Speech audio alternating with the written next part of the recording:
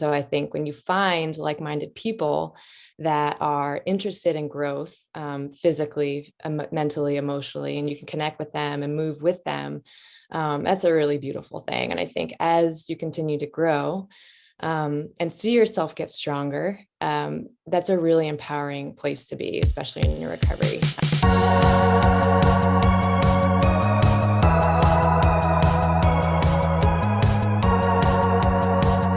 Welcome to Share, a podcast production of Amethyst Recovery Centers. I'm your host, Kabir Singh.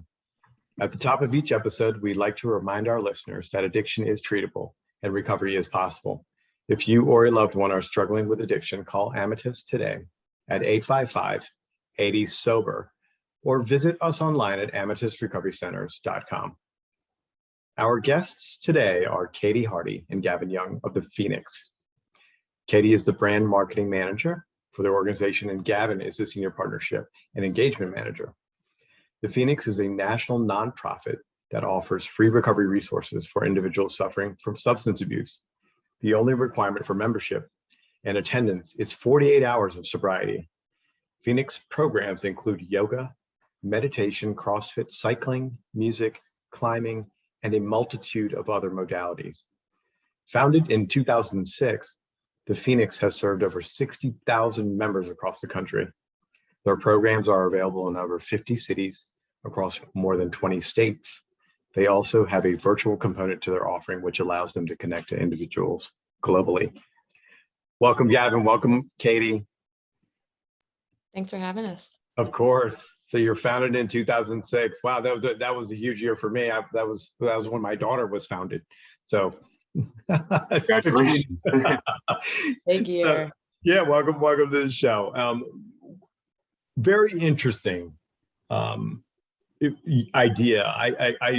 I know about other recovery modalities, programs that have other requirements for membership. This is such a unique and great idea. How did it come about? I think, Gavin, you're going to take this one, right? Yeah, so the Phoenix was started in 2006 by our founder, Scott Strode. He's an individual in long-term recovery himself, and Scott's going to get on me if I butcher any of the details around this, but he's the person who found himself sober in the Colorado area. I think he spent most of his time out in Boston, but he found himself newly sober. He was living out in Colorado, and he had gotten in touch with a local group of rock climbers or ice climbers within the area, and got into ice climbing around Colorado, specifically, I think, Boulder, Denver. And then on one specific excursion, he tells this story about summiting a mountain. And then when he finally got to the pinnacle of it, he had this kind of sense of fulfillment and self-esteem that wasn't present during any of his years using. And he thought, what a remarkable feeling this is. You can't really package this. And I'd love a way to share this with other folks within recovery. So that's how he came up with the concept of the Phoenix, which is essentially using exercise and movement modalities as a way of building community. And early days, it started literally just as a brick and mortar gym for sober people, primarily rock climbing and boxing and cycling. And that started just in the Colorado area, and then they branched out to Boston and California. And then as the years went on, they kind of added on a lot of different other offerings: yoga, meditation, CrossFit, running, spin, mountain biking. And they started partnering up with local gyms across the country to host their programs within those facilities. So that's kind of been what we call our volunteer activation model. And that's allowed us to scale pretty rapidly to the point now where, and Katie will jump in if I mess any of these up, I think we're in somewhere north of 50 cities and within 21 or 22 states within the United States now through that model. So we're kind of all over the place, but we still have eyes to expand to some other areas that we don't currently operate in. So how are the services delivered? You're in so many states. Are there actual physical locations? Are these classes online? How does it work? Yoga can be done obviously virtually through instructors. I know that. I've done that myself. So it's a little bit of everything. We own about 10 or 11 buildings across the country, but the majority of our programs are just partnering up with local businesses. We know a yoga studio owner in Minneapolis, and they say, hey, the yoga studio is open 2 hours a day on a Sunday. Would you like to run a program there? So we'll stand up a program there, and then we'll partner up with the spin studio out in Portland, Oregon. And they say, my studio is available to you X number of days a week. Come in, run a program here. But I do want to be very intentional in the fact that we don't have staff everywhere in the country. So we recognized a while ago that if we wanted to try and keep pace with the substance use epidemic and how quickly that's growing, we need to get a little bit more flexible in terms of who runs our programs. So we identify and train volunteers across the country who raise their hands and want to get involved. We do that training directly through our website. We run them through about a 2 to 3 hour process where they're trained on Phoenix, history, and our trauma-informed way of going about our programs. And then we'll activate that individual as a volunteer for Phoenix, and then they're able to run programs within their community. So tell me a little bit more about the trauma-informed care. Is it sort of your own curriculum? Have you adopted something from somewhere else?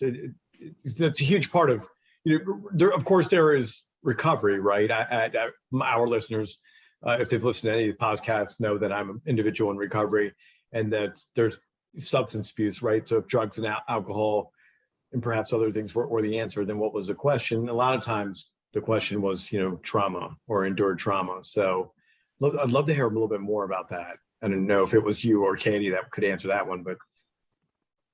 Sure. I'll take a stab at this one as well, too. I'd like to say that we've kind of begged and borrowed from a lot of other organizations that have kind of come before us a little bit in terms of how to go about serving the recovery community. And the majority of people at Phoenix are in recovery themselves, too. So, we want to say thanks for sharing your background about being in recovery. I'm someone who's in recovery themselves. And we recognize that there's a lot of tenets in terms of different groups and different organizations, how they approach not only just new individuals to recovery, but how they interact with each other. And we try to honor that in the programs that we run. We're very intentional in terms of the language that we use. We limit contact directly with individuals because we like to say you don't know the trauma that individuals are coming in with. We're very intentional in terms of the music that we utilize, the imagery on the walls of our gyms, things of that nature. And also how we structure our workouts. We never want to create this concept of othering where, some individuals might be doing like a heavier weight or a harder movement than someone else in the room who's new. We try to keep it as inclusive as possible in that regard. I'll also jump in. One of in the early days, one of Scott's climbing partners, Jackie Helios, is a social worker, and so she and Scott, she helped inform the logic model that the Phoenix is based off of, and that is, creating safe and inclusive spaces. There's a lot more on this logic model at thephoenix.org/white paper, and it kind of goes through all the studies. And all of the research that has gone into creating this space. And it's about creating not only these safe events, but a community that feels safe and welcoming at all times as well. That's wonderful. So you said, Katie, they can find that at Phoenix. What was the URL? Yep, it's thephoenix.org, and then it's /white paper.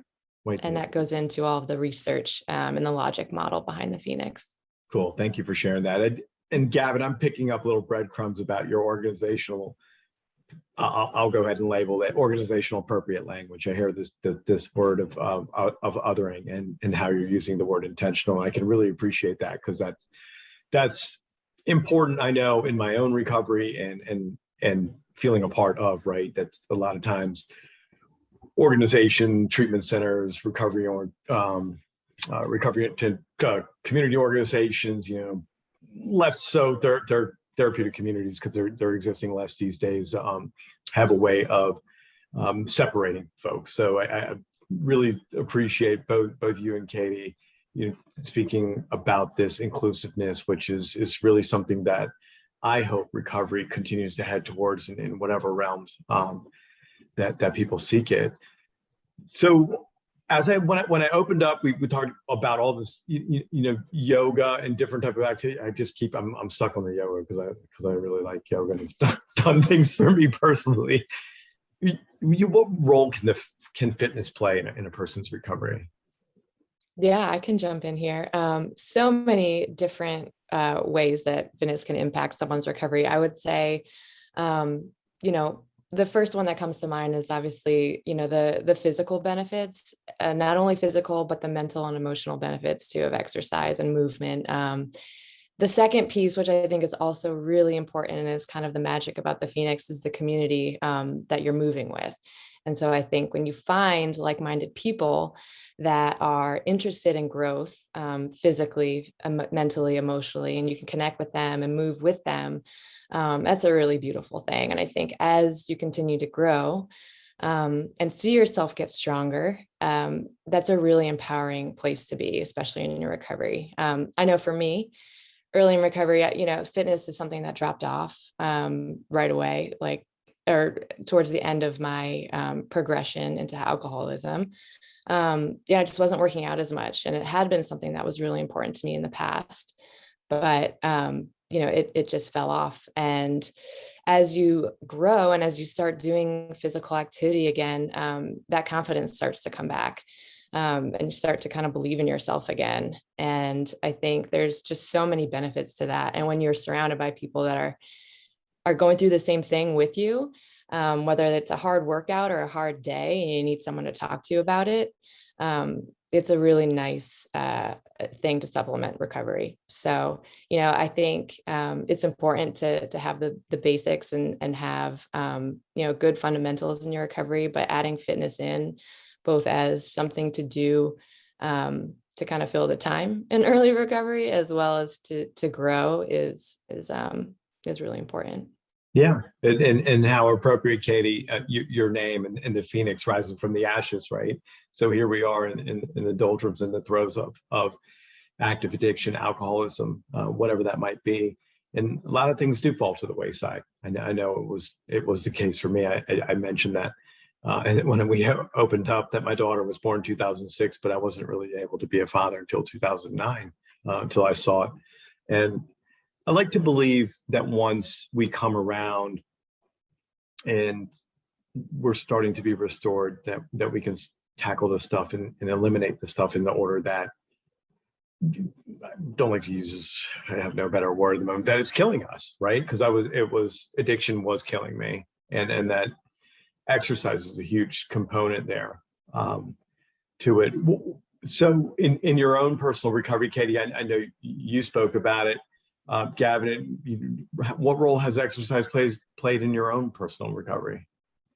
So I'm someone who was never an athlete at all. In high school, I ran cross country for about 2 weeks and then left the team because I would just go in the woods and smoke cigarettes instead. So I'm someone who was never really into athletics at all. I don't think I set foot in a gym once in my life before I got sober. And then when I was newly sober, you have all this free time and you're trying to find healthy things to occupy it. So I had a buddy that I knew from 12-step and he went to the gym. So I just started following him around and I had no idea what I was doing, but I found that I was doing something healthy and I was sharing that with another individual who was also doing the same thing. And I did the yoga thing for a while. I was kind of like an everyday yoga person for a really long period of time. And I can remember during that period where I was doing yoga every day, I was the most inflexible person that you'd ever seen, that would fall over anytime I tried to stand on one foot. It's pretty comical.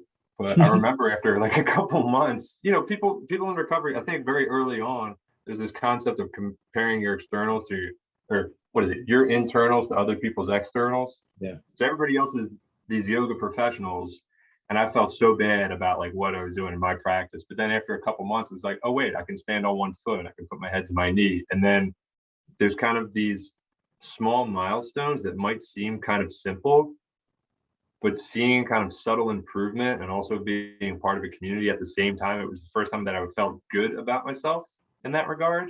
And then, for lack of a better term, that becomes like the new healthy hook or what we end up chasing. And then a couple years down the line, I got into doing CrossFit. I started coaching and it was right around that time that Phoenix launched a chapter in Philadelphia. They were looking for volunteer CrossFit coaches. I'd been in recovery for a couple of years now. So the fact that they were looking for individuals with a CrossFit background to coach other individuals in recovery, it was kind of like the perfect synergy of two worlds for me. So it was something I jumped at.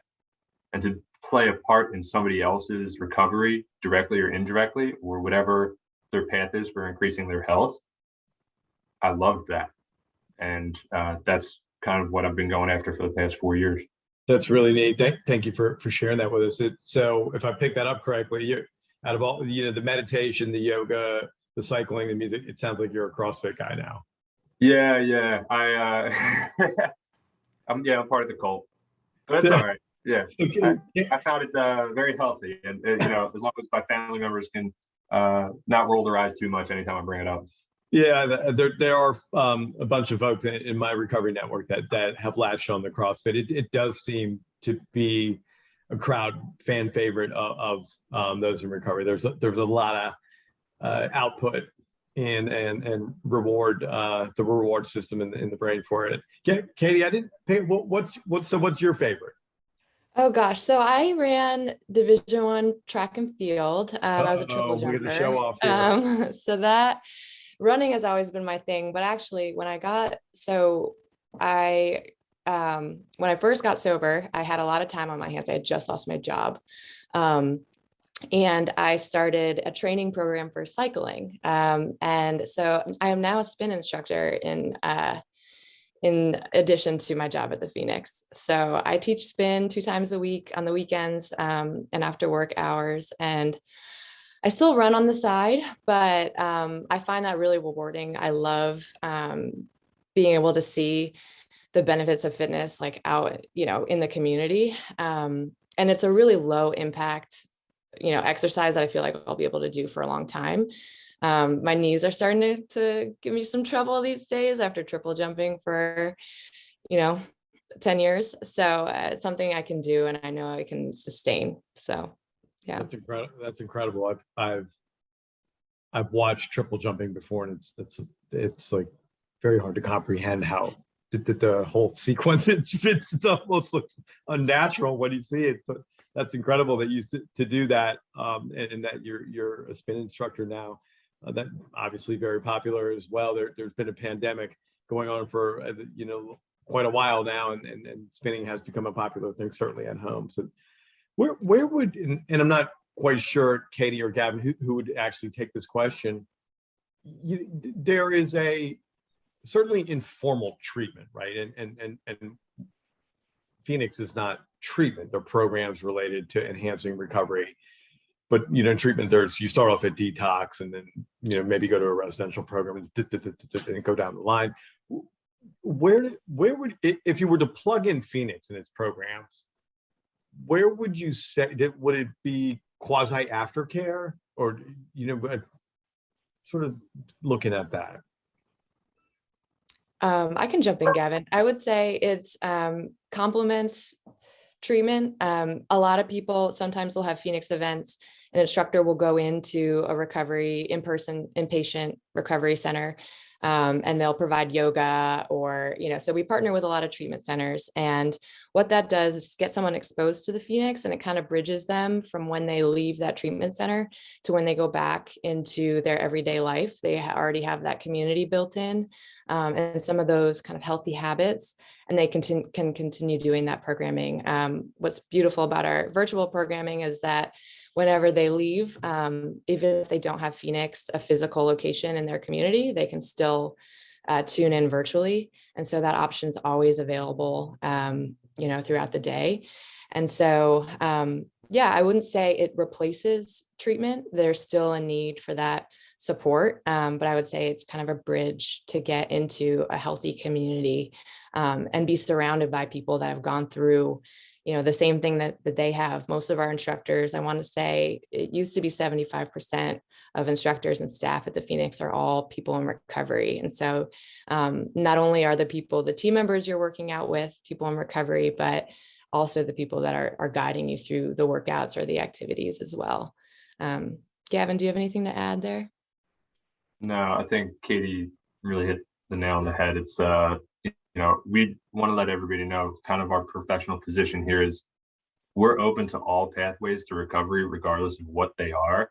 We're not trying to supplant any offering, whether it's treatment, whether it's 12-step, whatever people use to stay sober, we're all for it. We want to consider ourselves a complement. So in that regard, Katie touched on it. We're either a pipeline for local alumni coordinators to hand off individuals that are leaving their care to our in-person programs, or we have a really well baked out virtual offering that's offers, I think it's 7 classes a day, every single day, that people in inpatient treatment can utilize while they're in their care, and also a library of on-demand content as well too.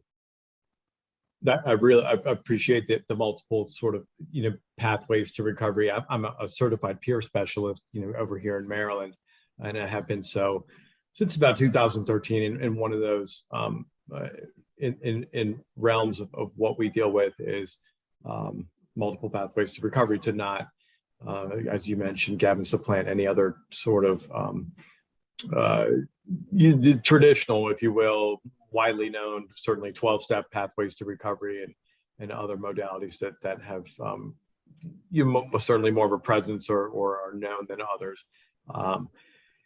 I think it was Katie. Yeah, it was Katie. You mentioned about 75% of, maybe you said it was instructors or leaders in the group or people in recovery themselves. Are you finding that? So as I'm thinking here, one of the things we do in my peer recovery realm are we have those of us who are in recovery who go for certification, look to be peer specialists, and then we have our allies to recovery. I imagine there's a wide swath of people here, both perhaps even attendees of your programs, that might not fall into what the listener's thinking is somebody in recovery. Oh, well, they didn't have a cocaine abuse problem, or they didn't drink a fifth every day. Are there other eating disorder or? Yeah, I would say, some people will say, everyone's in recovery from something. It's a tough world out there sometimes. And yeah, there's a lot of people that want to get involved with the Phoenix that would not, they wouldn't, qualify themselves as a person in recovery, but like you mentioned, an ally. And that is a great way to get involved. All that is required is 48 hours of sobriety to participate in any of our programs. So you don't have to identify as someone in recovery. And I'll tell you a good example. We have a partnership in Boston with the Boston EMS, Emergency Medical Services. And what's really cool about that is these people that work for Boston EMS are on the front lines. They are seeing a really, really dark side of addiction and recovery. They're responding to a lot of incidents in the street and in the community. And so when they come into the Phoenix, they get to see the hope and the joy and the community in recovery versus kind of active addiction. And so they found that opportunity very healing, it's probably the right word, but hopeful to be able to see people that are in long-term recovery and see that is something that can happen, and see people thriving. So, that has encouraged allies to come because, knowing someone in active addiction can be also very traumatic. And so to be able to have support as well in the community is really important too. I do agree with that. And thank you for highlighting those particular points where everyone is in recovery from something. And that really is the truth. It's not, I don't think it's any of us being clever here. They really are. If any of us really dig deep enough outside of substance abuse, alcoholism, there's likely something there that touched us in a particular way that maybe, changed us a bit. It might not be labeled trauma, but perhaps it is something that we need to seek help with, or rather healing. And I so appreciate everything that you've shared with us and the way that you've offered your programs for people to connect. Is there anything that you want to share with the listeners here? But a lot of times those who are listening to share are folks either looking for help, trying to find a way out of darkness, perhaps, as you mentioned, families that are touched on this. Maybe they themselves have not used anything, but they have a family member that has. Anything you want to offer? Go ahead. I was just going to say, sometimes I think a barrier to join the Phoenix can be like, I'm not ready, or I'm not in shape enough, or I don't know anyone, or and I think those are all valid concerns, and I totally understand that position. But the cool thing about the Phoenix is, everyone's can show up as they are. The workouts, the activities, everything is all scalable. We'll adjust the workout if need be. We'll provide options, but you don't have to be in a certain place to participate in the Phoenix. It's all about like showing up exactly as you are and letting our community embrace you. It's not about being perfect. It's just about like letting people see you where you're at. And, that can be tough. That's vulnerability. But, we're waiting here with open arms for people to come and grow with us. And there's just no judgment whatsoever. And I think people find that really refreshing. Thank you. Gavin, you were about to start to say something. I didn't really know who to pitch that question to. So please. Sure. Yeah, I think anybody who's listening to this right now who has any interest whatsoever in supporting us, and this is individuals in recovery, this is people that support our mission, this is family members that are impacted by this as well too. If there's a capacity for them to volunteer, regardless of where they are in the country, go to our website. Again, it's thephoenix.org. We have a volunteer portal right on our website they can go to, and they can get activated as a Phoenix volunteer after just 2 or 3 hours of training. And I also wanted to give a shout out to, we have a lot of national partnerships that allow us to scale to a lot of new markets. And this isn't my opportunity to talk about CrossFit again, but I did want to give a special shout out to CrossFit, the brand. We've had a long-standing relationship with that organization. They've supported us in a lot of different ways. They featured us at the games last month.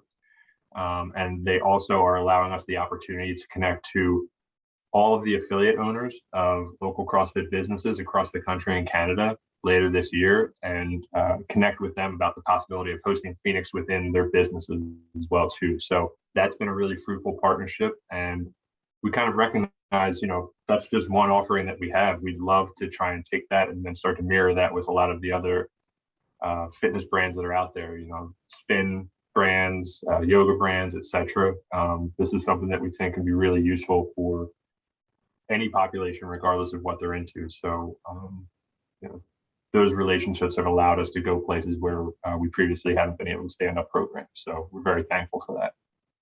Cool. To Gavin's point on volunteering too, you don't have to identify as someone in recovery to volunteer with the Phoenix. And there's also a lot of different capacities to do so. So you can lead run clubs or hikes. There's no real certification needed depending on what you're doing. We'll do that all. You don't have to come with it already. So I know that those are some of the questions, and you can either lead events or support events. Even coming and checking people in is a really, really, really helpful way to volunteer your time as well. So there's a lot of different channels in which to get involved. Thank you. Our Philadelphia chapter just stood up a dog walking club. So there you go. Oh, wow. I don't know if there's certifications for it, but we're doing it. Super cool. I want to thank you both for being so inclusive and intentional about your work. So folks, if you're listening, again, you can find them at thephoenix.org, a variety of different ways to navigate to that website and find different resources. So here you have it, folks. We hope you've learned something about the power of replacing addiction with healthier and more fulfilling habits. If you or a loved one needs help with addiction, call Amethyst today at 855-80-SOBER or visit us online at amethystrecoverycenters.com. To find more episodes of Share, visit amethystrecoverycenters.com/share or subscribe wherever you get your podcasts. Thanks for tuning in to another episode. I'm Kabir Singh, and we'll see you next time.